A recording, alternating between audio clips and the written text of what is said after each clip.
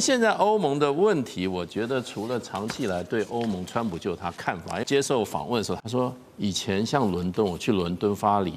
多漂亮啊！现在简直惨不忍睹啊！其实欧洲是没错，欧洲所有大城市现在都基本上不是小偷就是强盗、扒手，满街都是，比美国大城市还严重。俄乌战争也，欧洲的做法也彻底激怒了川普啊！我现在美国已经在国安报讲，就是说要赶快结束俄乌战争，重修美俄关系，就是你欧洲那边做对。川普对欧洲的骂的已经是很清楚了，他说啊，这些人啊根本不晓得他们自己在做什么。白宫在上个礼拜发布了新版的 NSS 啊，也就是国家安全战略报告，在当中呢就尖锐批评了欧洲政策啊。现在这个事情呢，在欧洲已经开始发酵了。川普在接受 Politico 的专访时呢，他持续上周对于这个新版国家安全战略当中的激进论调哈，他就在访问当中直接说，他说大多数欧洲国家正在腐朽，他认为呢，欧洲的移民政策简直就是一场灾难，而且呢，把矛头指向了政治正确这件事情，说就是所谓的政治正确让欧洲变得更软弱，甚至他还语出惊人的表示说，欧洲领导人当中有一些真正的笨蛋 ，real stupid ones 哈，这个用到，当然川普的言论常常就是你是 stupid 啊，或是说人家是这个不可理喻啊什么的。好，那当然我们说现在在欧洲发酵了，欧盟理事会主席啊立刻反击，他说我们无法接受威胁干预欧洲政治的行为。美国无法取代欧洲公民来决定哪些政党好，哪些政党不好。美国无法取代欧洲来决定美国对言论自由的看法。意思是你美国有你自己的看法，我尊重，但请你不要伸手插到欧洲这边来，你管太多了。好，所以说现在看起来美欧的关系，最近这几天大家一直在讨论，是不是真的生变了，会变得越来越糟糕。川普对于欧洲的政策真的是面临很大幅度的调整，甚至会有一个很大的改变吗 ？Ross， 首先我不得不说，川普根本不在乎这个 Costa 说什么，因为川普不知道这个人是谁。对他来说，欧盟的对口是 von der Leyen， 对，因为他已经委员会的 von der 主席 Leyen 嘛很熟，尤其是进行贸易谈判的时候，对口都是 von der Leyen， 而且其实我们欧盟之外的人就是很难懂这些欧盟里面不同的委员会、执行委员、主席这些位置，找那个最大就好了。这好复杂。对，但是对川普来说，真根本不在意这个 Costa 说什么。而且川普还有他的团队，不管是川普本人、副总统 J.D. Vance、国务卿 Marco Rubio、一些共和党籍国会议员，他们对欧盟的态度是非常非常明确的，所以他们不会突然说一些比较友善的言语对欧盟啊，他们还会继续将来会继续批评啊，不管是哪一方面，比如说最近几天欧盟对 X 平台罚款，那有给美国政治人物、美国政府一个 reason 来攻击欧盟啊。对本来是因为移民或国防投资不够等等啊，但是欧盟这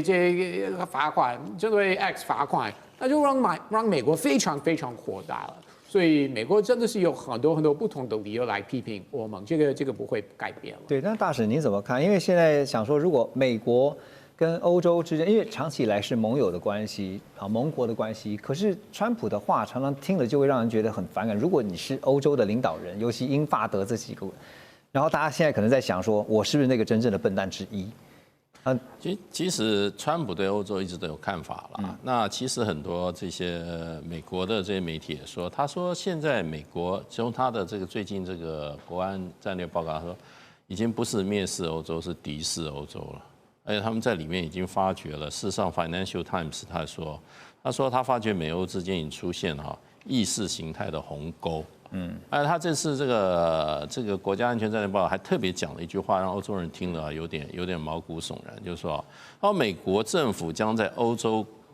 各国内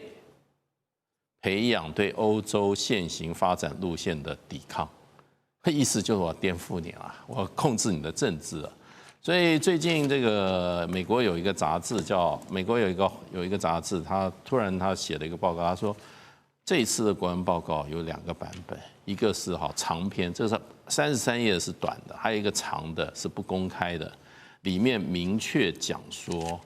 美国川普政府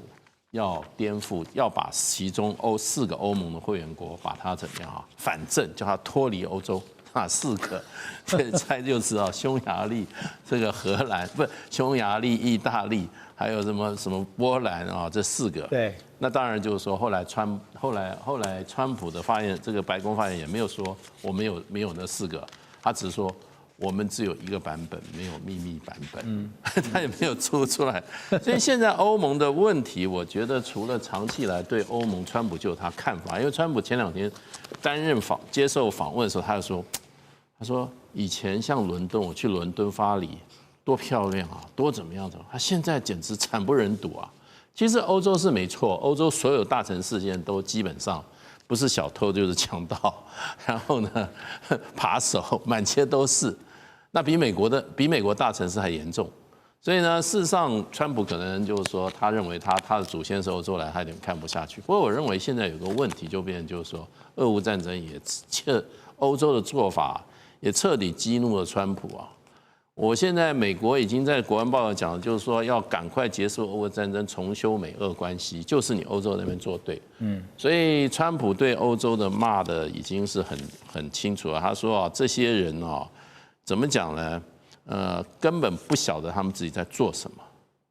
他们事实上做的这些很多事，不仅是妨碍到我美国，对你们欧洲的前途也是一个非常负面的做法。但是川普为什么自己也不检讨？是美国，也许不是他在任的时候决定。就讲到这俄乌战争，这欧洲现在的议题，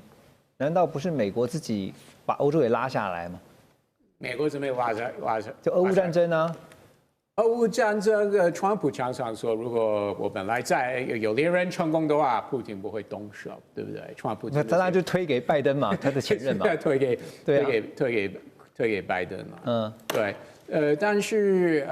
川普也是认为这个战争还是欧洲要负一些责任啊。虽然我们可以不同意川普这个说法，但是真的相信。欧洲在背后支持乌克兰，然后乌克兰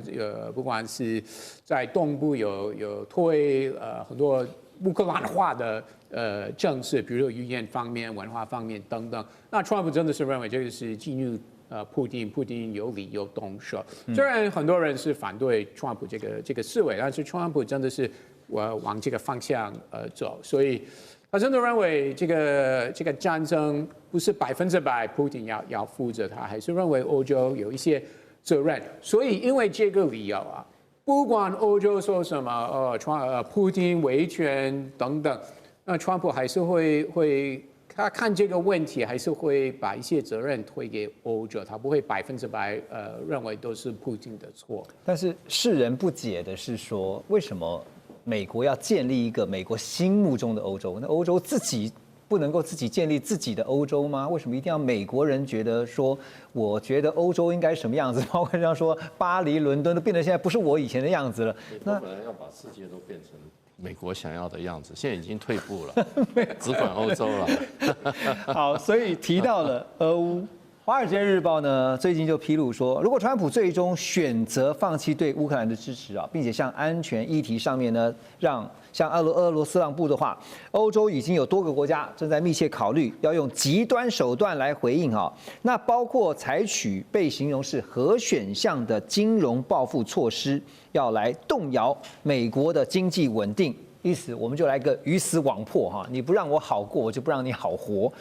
那重中之重就是我们刚刚特别提到了美债啊，到2024年12月为止哈，英国讲到了美债呢，英国持有大概是7227亿的美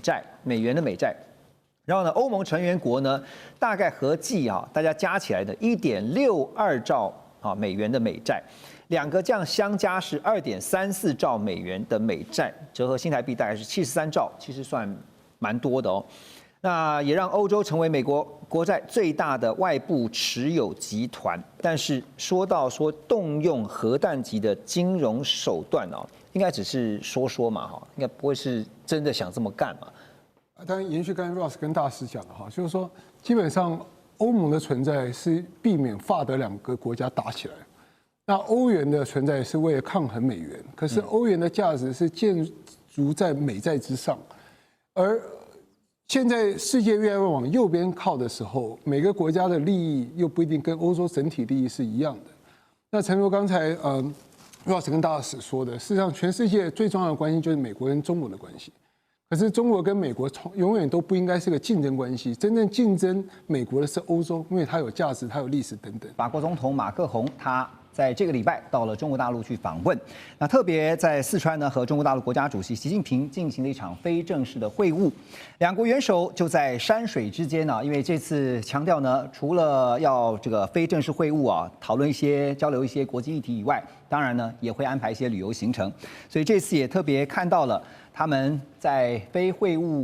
正式会晤时有特别强调一点，就是全球在不确定性的升高下呢，中法两国将会透过对话合作维护世界和平稳定，而且推动全面战略伙伴关系持续的向前，并且呢，也将会针对加强全球治理这些相关议题要发表5项的联合声明。这次也看到习近平和他的夫人彭丽媛热情接待马克宏夫妻陪同他们看山看水逛街。我想问的是因为大家看到是比较软性的画面但是对照最近来，我先给大家看一张图片。马克宏在去中国大陆之前呢，才和这个包括了英国首相施凯尔，还有呢德国总理梅尔茨他们3个人，这不是最近的照片，而是强调他们其实进行了一场秘密会议，当然谈的是乌克兰议题。不过他还在想说，这到底在谈什么？其中有一个标题是这么下的因为德国总理梅尔茨说，我们都被美国耍了，所以接下来欧洲自己也在找自己的位置，那特别是跟中国大陆之间的关系。不过马克宏抢先这个其他德国英国他抢先到中国大陆去访问大家也想说还真快，那它后面的意图是什么呢？首先大家都知道，法国从戴高乐以来呢，就一直主张他的外交是比较自主的。马克宏也曾经说过，全世界的民主呢是由法国作为他的先驱者。但是另外还有一个角度，就是法国的军事跟军武的能力一直是在北约之外，就是它并不是完全在北约的体系里面。所以真正的要有在国际上面发言权，你既要有外交的能力，你要有军事的实力跟经济的话呢，法国是在欧洲希望有一个欧洲自主里面非常重要的一个角色。同时，现在如果我们看到世界的话，我觉得最大的局呢，应该是在川普的概念里面的3分天下。怎么说呢？如果你从 Mearsheimer 说美国是一个美洲的霸权，但是其他州不可以有霸权，也就是说最后剩下一个霸权，就是美洲是全球的霸权的角度来看，曾经有一段时候在冷战结束、苏联解体之后呢，美国是单一的超级强权，其他的都在它底下，没有一个跟它能够相提并论。可是现在似乎有其他的力量起来，从欧盟开始，然后亚洲的中国崛起，所以他现在要 mega。他最好的一个可能性，就是已经没有他做唯一的一个老大的可能性。他最好的一个可能性是美洲还是美国作为老大，所以他处理了洪都拉斯、委内瑞拉，他要让他后院呢没有其他国家的势力可以介入。另外，他就希望在欧洲或者是亚洲呢，各个有一些平衡的力量。譬如说，在欧洲，当然前面有俄乌战争拉了欧洲的经济。后来，如果俄国仍旧是欧洲的芒刺再备的芒刺的话，那整个欧盟以及北约增加的军费呢，就会使得欧洲受到一定程度的阻挠，不会这么快的崛起。亚洲当然就是我们已经讲了好几个礼拜的，从高市早苗到台湾有事，就是让中国大陆的某些力量要把它分开。我们时常说备则分支，它要要分散他们的力量，使得一个强大的美国呢，还是没有其他真正的敌手，虽然会有别的强权区域的力量会出现，这就是在川普第一任到现在，他一直福音的强国政治、大国政治。所以如果你看到的话，马克龙当然很聪明因为欧洲能够讲话的，而且不像英国或者是德国在军事上面那么受制于美国的，只有一个法国。对，所以他来做了第一轮，希望能够借着中国的力量呢，让俄国去牵制欧洲的这个力量能够减缓。他不是说要做其他的事情，是希望俄国不再去这么厉害的牵制欧洲，所以他带了也有商务，也有什么什么。但是我觉得同一时间大家要看一看习近平先生的外交其实是很有策略的。上一次跟马克宏见完面以后，就去有古琴，然后知音去讨论高山流水。这一次呢，讨论完了以后呢，就跑到了最重要的水利工程都江堰。是，而且大家知道那个地方附近还有青城山啊，就是道家养生的一个非常好的地方，也可以给他看到从成都开始的一带一路的新发展。对，所以到那个地方，表面上是都江堰，其实看的难道不是成都？难道不是新的中国在还有中亚跟欧洲中间的这一系列的长期规划跟已经进程的建设嘛？对，所以欧洲要好好想一想，你到底要不要跟着美国走？对，欧洲有深远的文化，但是中国大陆也有绵延无常的文化哈，就是所有都在铺排，所有其实都有意义的。金哥怎么看？因为双方曾经因为电动车的关系哈，这个闹得不可开交，也曾经产生了摩擦哈。但现在为止，这件事情就平息了吗？还是后还有戏？我想啊，这个大国之间啊，为很多商贸的议题啊摩擦，到了最后都有某种程度的妥协。这个因为啊，相互交往的议题那么多，两害啊相权取其轻，两利相权取其重。去看看那些啊，就是去的企业名单，你就知道有些啊是有求于中国大陆，有些是可以啊在中国大陆去开展市场。所以说，你今天为了一个东西，然后就卡在那边，然后这个举步不前，这个是这手法太烂。没错。所以呢，他要有很多的这个，就是说这些。但是我必须要提醒一件事情，他们先在北京见了面，然后呢，马克宏先去，然后这个习近平在耽搁了差不多接近1天之后才飞过去，然后陪同的这样去做。我想啊，大家要提醒一件事：中国共产党到今天为止还是集体领导。换言之，也就是说，习近平这个担任总书记，必然是在北京的时候，这个马克宏提了某些东西，他觉得应该跟大家要这个高层要搞清楚，而我们应该如何。因为有很多事情，中国大陆很多事情不是那么独断的，你知道，所以他沟通建立共识，然后再去，然后再谈，所以才有后面那么5项联合声明。所以大家一定要提醒到，就是说中国大陆有很多时候我们判断这些事情不要一切事情都认为这习近平一个人要讲话就算。你去看看最近有一个这个影片，习近平在介绍这个送给这个李在明这个就是这个礼物的时候，这是宣纸，这个是那个叫做辉夜我看到那个华为手机，旁边人家就纠正他说，对不起，这不是，报告主席，这不是。这个是这个端砚，你知道，它是这个肇庆县的端砚，那个是徽墨，对，我搞错了，这是徽墨。所以你要知道一件事，那个影片出来其实对于中国大陆而言是大家相当震惊，就是在外国总统面前，他的部下可以去纠正他，你讲错了，那人没有不掉渣的嘛，对不对？都会讲错字嘛，对不对？可是相对于北京，你看看。我们这个就是总统这个讲了，这个就是2027年到底是准备还是要把这真正的武统还是完成准备？你知道，讲错话掉渣，这没什么关系。可是我们的总统府发言人出来是跟那个 Rambo 一样，把全世界的媒体先骂一顿，这就是小格局跟大格局的差别。就是有错就不是，对不起，他们都已经超过65岁，都是领敬老卡的人，讲错话掉渣，这是很正常的事嘛，对不对？我刚刚在讲的时候，我在想说，对。后来是看到不知道是华为还是小米的这个手机嘛，这习近平也开了一个玩笑嘛，就是你在对有没有后门啊？那个小米他讲说两个人互动蛮有趣的。对你检查一下有没有后门程式。您刚刚提到，我们来看一下，在右下方这边欧洲时报也特别提到说，法国的总统马克宏这次带了一个庞大的这个商业居多的这个访问团，当中有包括谁呢？像是这个威利亚集团还有像法国的电力集团。还有空巴是一定会有的嘛，对不对？还有苏伊士集团，还有达能这些旅游奢侈品集团。就像刚刚金哥所说的，毕竟还是得考虑到中国大陆是一个极其庞大的市场啊，你在这个地方你总得有一些商务的一些合作，跟希望能够销售。那但是呢，大家也看到，在经济合作部分，黄老师觉得哈，特别在科技的部分哈，有没有什么合作的亮点或重点？中方跟法方这边的科技供应链又有哪些是我们平常不太知道的地方？哦，这个说到不为人知，恐怕我也不是太清楚。但简单来说，这个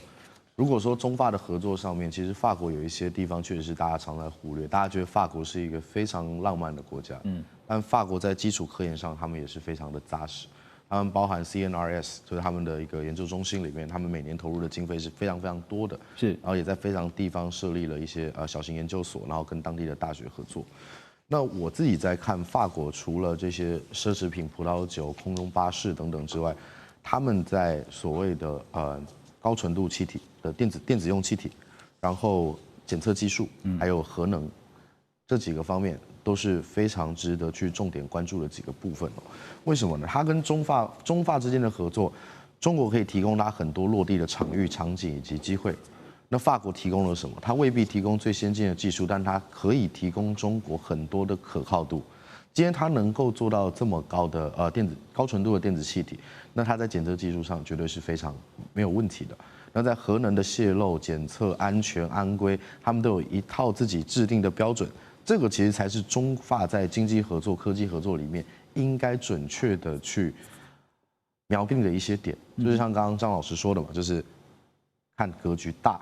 格局还能更大，对，这个才是基础建设的部分。而且针对3位刚刚所提到说，国际外交之间哈，真的就是没有什么放不下的哈。你有些时候其实像你看，像法国就是马克龙跑第一步，然后接下来呢，其实包括像德国，目前也是预计啊，他的总理在2026年年初可能会去。然后呢，英国呢目前是安排在1月哈。现在欧洲当然这3个国家主要的国家都各自有盘算。我们来看世界的权力结构现在是不是进入到一个即将要调整的阶段？好，是不是被川普有可能改写呢？为什么这样说哈？因为最近有许多家美国媒体接连的爆料说，川普正在酝酿一个想法，他要颠覆战后秩序，有一个全新的核心5国C5的这个架构。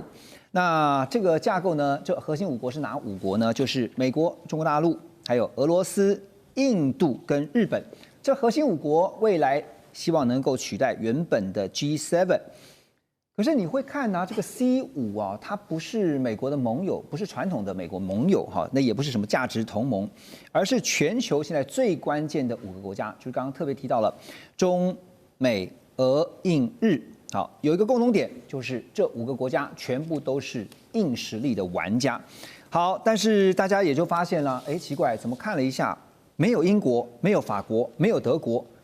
没有整个欧洲因为欧洲就是以英法德3个是最主要的这个强国，整个欧洲被直接踢出局。俄罗斯的前总统梅德韦杰夫呢，他说了一句话，就点破了这个 C5的本质啊。他说这就是对欧洲的公然侮辱，也是在宣告欧洲已经不再是全球主导者之一。这句话如果听在欧洲的这些领导者耳中呢，真的可能不是滋味哈。所以马老师，这个我们都知道，川普他一向是非常崇尚强者作风，而且你越强，他越尊重你。所以他说呢，普丁很强，我尊重他；习近平很强，我也尊重他，我跟他还是好朋友。可是当然，目前美方是说没有啦，没有这个 C5的这种说法了哈。可是这个难道是空穴来风吗？现在它的 C5，它背后的一个想法，它的逻辑是什么？我觉得这个我觉得可能不见得是空穴来风，主要的理由是10月30号这个美中领导人在峰会的时候，大家记得的话，川普说 G2 在过去不太被提出来，但是被川普提出来，然后我还想说是不是他讲错，就没有在接下来1个月里面，川普讲了6次。那也就是说，他现在在川普眼中的中国，实际上是某种程度的这个对，就是等于说跟他有点类似平起平坐，才会被称为 G2 嘛。那如果这个想法继续延伸的话，刚刚所提到的 C5，我觉得非常有可能按照他的这个思维模式来看，因为这5个国家 GDP 加起来占全球45%。人口占了42%然后军事实力的话，中美俄大概就分占前3名，日本排第8，印度排第4，所以基本上这个就相当于是过去联合国的5强。那过去联合国的5强是在2战体系之后划定，已经80年了。那这里面就这个英国跟法国就被拿掉在 C5里面吼，所以你看得出来他的思维上面非常符合川普的这个思维形式，就是强者说话，而这些他挑出来的强者有一些特性，就是这些国家都跟太平洋有点关系吼，其中4个国家是包含俄国，它有这个远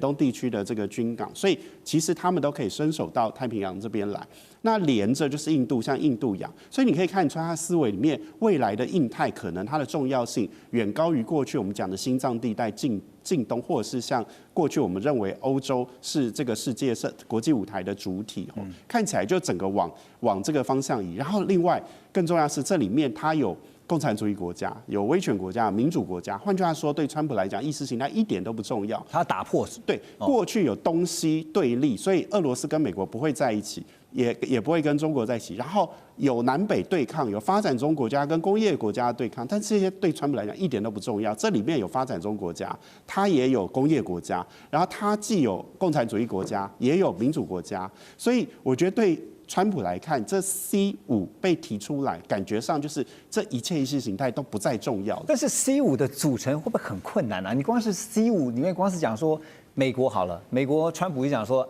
美国优先 ，Make America Great Again 啊。那其他 C4， 对，那另外4个不是说中华民族伟大复兴，2个都要伟大复兴国家，我觉得要成型真的不太容易，这里面矛盾很多，客观上来讲。但是川普是一个特别的人，就是说在他的这个在任的4年内，也许他有这种想法，说不定会往这些方向走，而这些方向好像透露出他内心世界的一些东西。但是长期来讲，要回到建制派或是传统的美国来讲，我觉得要达成这样的 C5的概念新组成，我觉得还是困难了。对，不过对这个 G7里面的这些欧洲国家来说，情何以堪啊！这个原来除了这个 Great 以外，还有 Core， 就是没想到还有更核心的，就是这个 C5啊，但是我们却不在其中。所以呢，最近大家也在看的一件事情，就是美欧之间的裂痕会不会越来越大哈？因为川普毫不讳言的公开批判这个欧洲都是一群软弱的领导者。还点名了说，欧洲从移民问题到俄乌战争，甚至呢还对美国企业开出了巨额罚款啊，当然都被川普认为是在扯美国的后腿。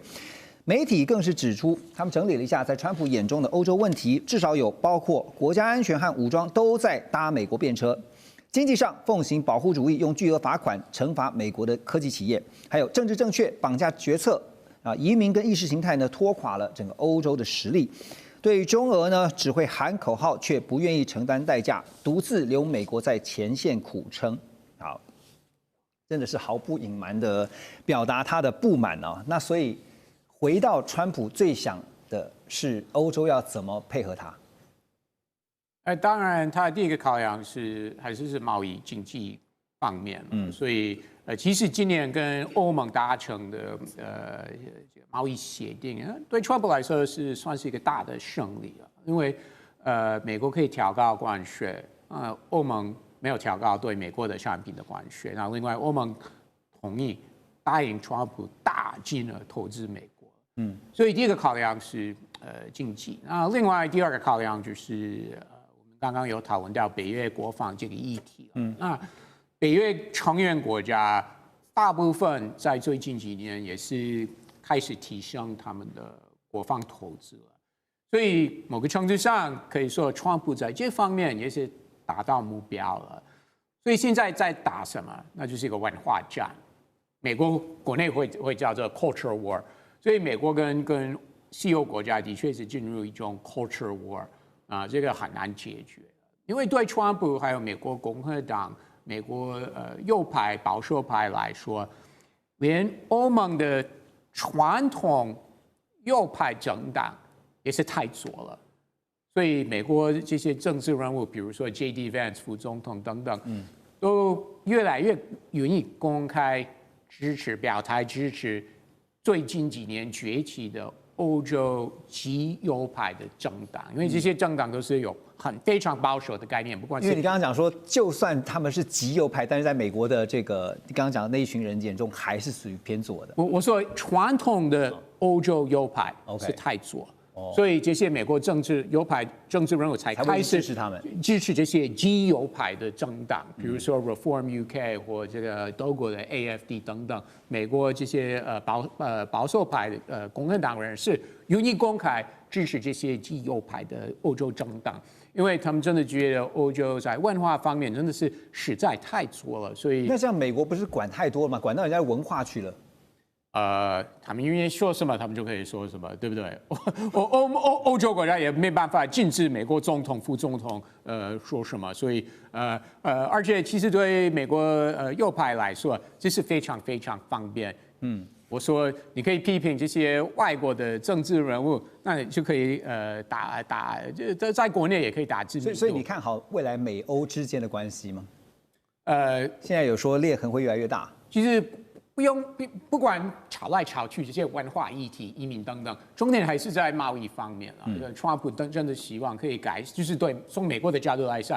说，改善一些过去的贸易问题。OK， 好，所以这个刚刚提到说，川普的想法其实很多，又想把这个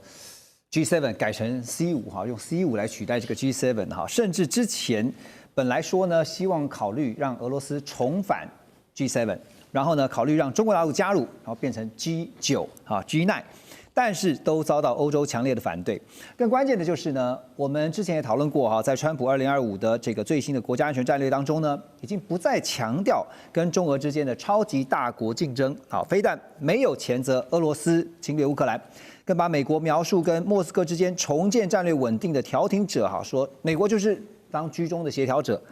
就连多年来的这个对中国大陆的核能力的扩张，在新的这个 NSS 的报告当中呢，也被轻轻的一笔带过啊。所以刚刚讲了，不管是 G7， 然后邀请俄罗斯加回来，然后呢，或是再加一个中国大陆哈，美国似乎跟欧洲好像渐行渐远啊。同样的问题就是，刚才 Russ 您觉得文化可能是一个最 critical， 而且是很困难的哈。除了这个贸易战啊，或是其他的一些部分，那在最新的美国国安战略当中，现在又看到对于中俄之间的这个还有美国之间的这种竞争轻轻一笔带过哈，所以未来这个整个世界的秩序会是如何？孝伟兄怎么看？今天欧洲在这个乌克兰冲突中让川普彻底看破了手脚，也就是他认为你欧洲人根本就只出一张嘴，钱也不愿意出然后这个那个武器装备出的少少的。那但是其实又要一个更残酷的现实，就是说，其实在经过20年的反恐战争之后，美国的军事力量其实有了很大的转变。美国川普政府在12月4号所公布的一个最新版的国家安全战略，这个缩写呢是 NSS。在台海的方面呢，这个内容当中重申了美国不支持任何片面改变台湾海峡现状，必须强化美国及其盟友在太平洋第一岛链的能力，以阻止任何夺取台湾的行动。但是呢，华府智库美国企业研究所的研究员叫费瑞安，他提出了他的分析，他认为呢，川普用了不支持这个字对照先前他的前一任就是拜登所用的是反对，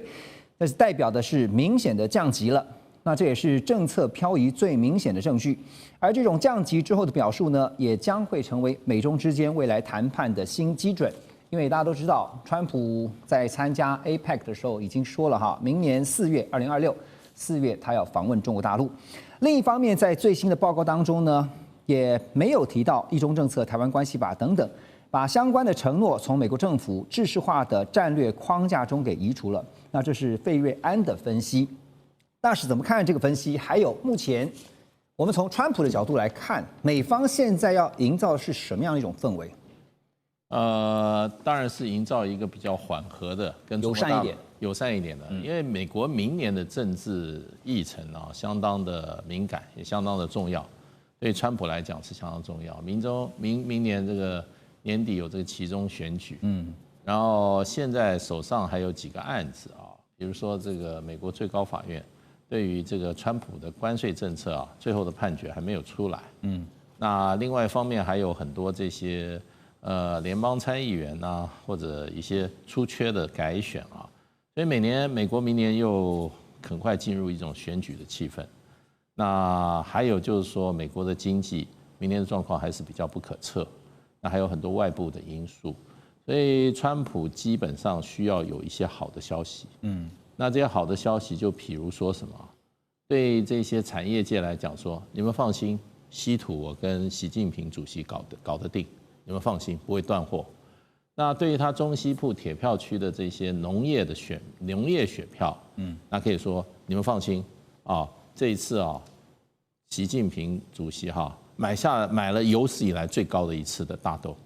对，你们那个不必再修谷仓了啊，你们放心。你知道后面还有好几船呢，还有好多船，你们放心。先开支票再讲嘛。先放支票，然后呢，另外一方面呢，这个有关关税的部分呢，跟中国大陆不会进一步恶化。中国大陆也不会有进一步的这种报复性的措施。所以明年川普对中国大陆是一个怎么样？是一个希望休兵1年的一个情况。这是贝森特事实上在上月11月25号、11月23号川习通电话，25号贝森特上电视接受访问。他的这个他的说法营造一个气氛，就是说明年大家不要放心，美中关系是休战，而且呢，美中关系现在是由双方的元首来引领方向。对，那明年习近平跟这个主席跟川普呢会见面4次，这4次的场合，一次是川普4月份要去中国大陆做国事访问，下一次就是明年的适当时期，习近平要到美国做这个国事访问，因为美国明年是这个 G20 的轮值主席国，那他有一个高峰会，他们也认为习近平会来，那明年又是 APEC 这个中国大陆做这个轮值主席国。所以川普有兴趣去中国深圳去参加这次 APEC 的峰会，他说明年就4次。对，所以他认为只要这个元首之间能够正常的见面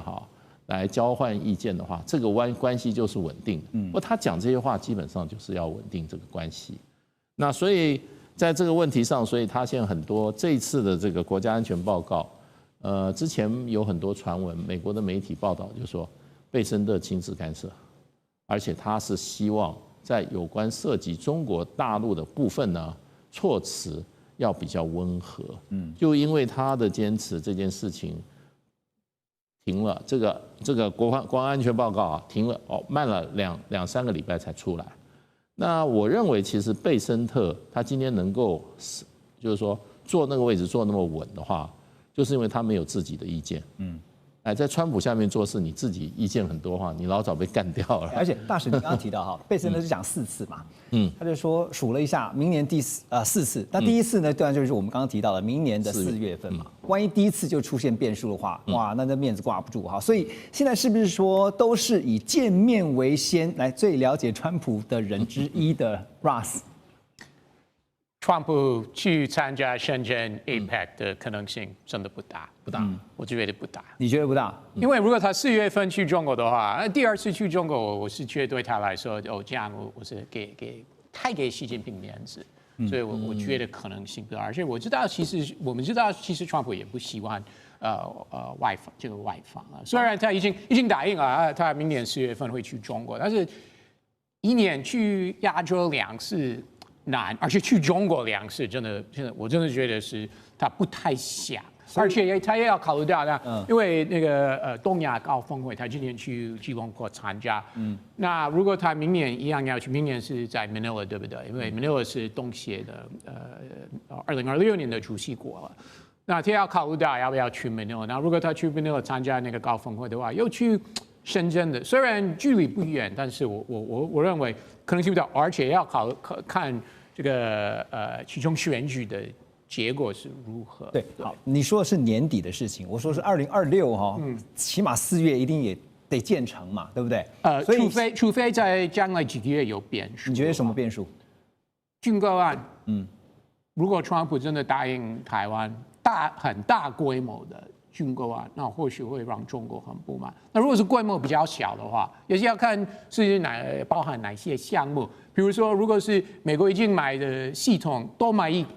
剂枚飞弹之类的，那或许中国是可以接受。军购还有呢？其实中日会不会有影响？应该不会吧？不会我们虽然很多人说哦，华尔街报的这个蔡老师才是专家，很多人说华尔街是骗人的，没有都是假的，但是很明显。从川普先跟习近平，后跟高市早苗通话之后，高市早苗的说法真的有改变，他很明显要把这件事情讲稳。你觉得高市早苗最近的一些做法，确实希望能够缓和下来，对不对？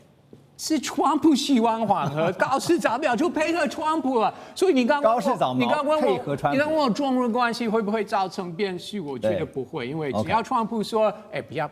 闹事，那高市早苗就会说，好，总统我不会，这个已经很明显，好不好？但是有另外一个变数，虽然最近很多人是没有讨论到，因为川普也没有直接提，但是我不能排除，因为过去有产生问题，那就是宗教自由人权的问题，尤其是最近中国有抓这个基督徒啊，那这个 issue 这个问题，其实川普有受到很多共和党压力，不管是国会议员或外围组织、智库、美国宗教机构等等。那另外就是这个李志颖的，就是香港啊，他的案子快结束，快会宣判啊。其实他在美国保守派那边有很多人在支持他，已经很多次向白宫施压说你要违戒这件事情，你要直接跟习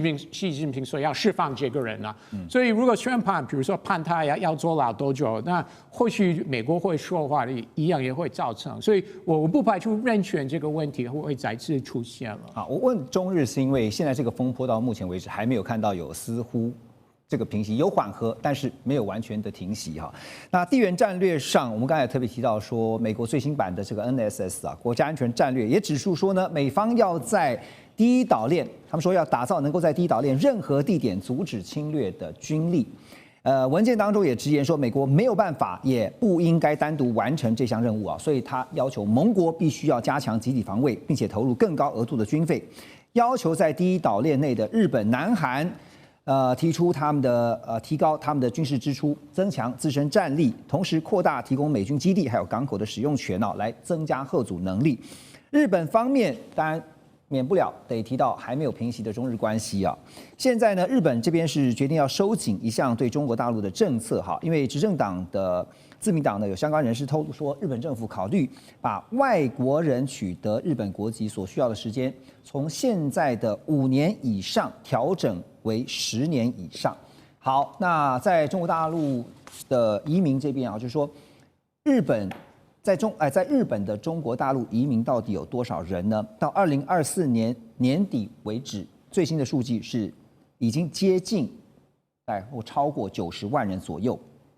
目前呢，中国民众也是日本最大的外国人社群啊，当中有留学生啦、技术人员啦，还有经营者，还有呢寻求永住权的这些多元的族群。那蔡老师，所以日本在制定刚刚讲，他们要把时间再多5年啊，他们在制定外国人政策的时候是怎么样去做权衡取舍？因为我相信对日本来说，中国大陆的移民也是很重要的，不是吗？中国大陆去日本的话，确实是很重要。但是移民这2个字的话，对他们来讲定义稍微有一点不同。因为对我们而言，移民的话，等于是你可以把你的家人全部都带过去。但是中国人在大陆的话，90万人是包括我们讲的永住权、留学生什么这些，全部加起来大概就是90万人。但是他们也认为应该是一个对等的。为什么？日本人并不大喜欢去中国大陆了。我们用一个最新的 data， 他们现在在中国大陆的全部的日本人不到10万人，只有9万多人，所以他们事实上是不是喜欢去的？第二个的话，一个他们叫做规划，然后一般来讲，我们就是移民，等于就是说你要放弃你的国籍，进入到日本的这一种国籍。过去他们认为这个是5年，可是你要拿到永住权呢是10年。为什么移民就是我们讲的拿到那种国籍是5年，然后他这个是10年？那过去他们的一个想法就是说，他们因为人口下降，他希望说有一些好的外国人能够来的。那这个来的话，他们现在的大臣叫做小野田纪美大臣，他的名字叫做和国人、外国人有秩序的共生社会，他希望去创造这个。可是他们并不是说要去排除外国人，他也不希望说让人家感觉你们就是讨厌外国人，他不希望这，他希望说你如果是好的外国人。然后你也愿意在我们这边也住了很久，而不会说你拿到我们的一个国籍，竟然不会讲日文，你们讲的都是中文，就是在中国人圈里面去混，所以他希望说将来你们能够真的是喜欢我们这个国家，融入到我们这个社会，而不是说我们去排除你们，这是他们一个很重要的点。OK， 因为我会问这样的原因，是因为就是说日本我们都知道它人力结构，其实台湾也一样了哈，就是说整个到金字塔型的，它人力它缺工的问题，还包括说它的长照，很多其实也都必须要靠外来的一些，不管是移民也好，或者是在这边短期的居住，或甚至是索取常住权的这样的一些不管是中籍的或者是其他外籍的人士哈。那最近因为中日的风波，其实也祭出了这个旅游的管制。那所以呢，对于目前旅游业的冲击，您的了解是如何？对日本这边旅游业的话，它应该说是针对哪一种旅游业？因为冲击的话，应该是比较偏向大都市的。那大都市的话，因为我们知道陆客嘛，陆客的话，如果是团体去的话，因为他们不是说常去日本，就好像我们台湾常去之后，你会从大都市后来到乡下。那因为他们很多人都第一次去，就会锁定在大阪啊、东京那个大阪、东京啊、京都这种大的，所以对于这个比较大的都市的饭店，饭店的话冲击会有。第二个的话会锁定在高级的百货公司。为什么高级百货公司？原因就是我们知道陆客有一句话我很喜欢的一句话，就是说钱不是问题啊，喜欢全部都包走。他们买东西很喜欢，而且他们知道去那边可以买到很好，就是大户啊，对，就大户。所以这个是高级百货公司会冲击到。可是如果说从比较小的话，冲击就比较没那么大，因为我们知道陆客他们有一个习惯，是一条龙的服务啊。从你的飞机搭上来之后，然后搭上巴士，然后进入到大陆人他们经营的商店去买东西，所以你人不来之后的话，也会杀伤到。所以他们会去观察。另外一个点就是在春节的时候，因为现在是淡季，春节我们知道陆客就往外跑，买那个量会很多。过年嘛，过年那个会不会降？那另外一个就是说，冲击的是团体客。很多陆客是像个人，因为他们去很多了，他们知道个人去，只是说他们现在个人去的话都比较低调，不敢 po 上网，拍了照不 po 上网，不告诉人，采访的话都是必须要就这样，所以你要分析是团体客还是个人客。而且现在看是后续的这个效应哈，就是说它是不是会是一个比较中长期的？那刚刚特别提到，在这个美国的 NSS 其实不只是东亚这边或亚洲这边很关心以外呢，包括《华尔街日报》也报道说呢。这个新版的美国国家安全战略尖锐地批评了欧洲领导人对于解决乌克兰战争抱有不切实际的期望，他指的就是川普了哈。那也呼吁停止北约扩张这样子事情。那就分析说呢，这份文件凸显了美国跟欧洲之间越来越大的分歧，因为做法像是川普政府高级官员对欧洲内部政策的批评，还有美国政府在乌克兰问题上面的和平努力，把两件事情合在一起了。这也让很多的欧洲领导人担心，会不会让乌克兰被出卖了？最近这法国、德国、英国3大国的元首呢就秘密会议，德国总理梅尔茨还说，我们都被美国耍了。被美国耍了吗？这个可以从2个不同的角度来看川普还有他的团队，尤其是副总统，还有国务卿，最近几年常常批评欧洲，尤其是美国的这些传统的盟友国家，尤其批评的就是在很多，比如说 DEI 环保气候变迁相关政策。那乌克兰方面也是一个批评点美国很多这些右派政治人物是认为为什么一直要打，唯一解决方案是要说服或逼乌克兰接受部分的领土会继续由俄罗斯占领了，所以这个是一个批评点，就是所以可以从这个角度来分析川普还有这个 NSS 怎么分析、怎么批评欧洲。但是我不得不说，同时很多欧洲人从早就说川普会放弃北约等等，其实也是没有。虽然批评的确是有，而且是你觉得不会？就是批评是非常非常直接，甚至欧洲人会觉得，你怎么会这样？真的是非常不礼貌，一点外交的概念或对盟友的概念完全是没有。但是同时，川普或他的国防团队虽然一直要北约国家提升国防预算，但是川普也没有直接说美国对北约的承诺我放弃了，也是没有，真的是没有。梅尔是这样讲说，我们都被耍，也就是说到头来最后乌克兰还是被出卖，最后被卖了嘛。但是乌克兰不是北约国成员国，对不对？ OK， 所以他们会担心，就是万一到时候俄罗斯的这个威胁越来越大，你觉得在这个时候短期之内，欧洲会跟俄罗斯发生冲突吗？简单回答就好。我觉得川普，我只能说到目前为止，川普没有放弃对北约的承诺，甚至像他第一个任期那个时候，就是还没有俄乌战争的时候。那个时候，川普也是答应一些美国的部署，就是势力是可以调到波兰那边了， OK， 也是公开是承诺了，所以他真的是没有放弃北约，当然是也有批评欧洲，各式各样的批评，很多不管是移民、言论自由等等，一定会继续批评还是有，但是呢，万一欧洲以后有危险的时候，美国还是不会坐视不管的。你的意思是这样，对不对？我是觉得目前是。一直到川普正式说我们要退出北约，但是他也不会。那这个真的是会像是常常听到一句话 “wait and see” 嘛，哈。